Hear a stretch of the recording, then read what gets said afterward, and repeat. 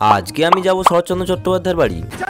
তাই সবার প্রথমে রেডি হয়ে পড়লাম। তারপর আমার কেটিএমটাকে নিয়ে চলে এলাম মেছেদা স্টেশনে। এখানে এসে টিকিট কেটে ট্রেনে উঠে এদের সঙ্গে দেখা। তারপর ট্রেন দেখতে দেখতে আমরা পৌঁছে যাই দেউলটি স্টেশন। তারপরে দাদা আসতে সবাই মিলে হেঁটে হেঁটে চলে এলাম টোটো স্ট্যান্ডে টোটোতে উঠে পড়লাম। আর তোমাদেরকে বলে রাখি, 2জন বা 4জন যতজনই আসো ভাড়া কিন্তু 100 টাকা। তারপর আমরা চলে আসি শরৎচন্দ্র চট্টোপাধ্যায়ের বাড়ি। এরপর এই গেট দিয়ে ঢুকে বাম পাশে ওনার একটা মূর্তি দেখতে হবে। আর এইখানেই বসে তিনি অনেক উপন্যাস লিখেছেন।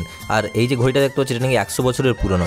আর এই ঘরটার পাশের ঘরে তিনি অনেক লোকের চিকিৎসা করেছিলেন। আর এই মূর্তি ওনাকে দিয়েছিলেন চিত্তরঞ্জন দাস। আর এইখানে উনি ময়ূর পুষতেন।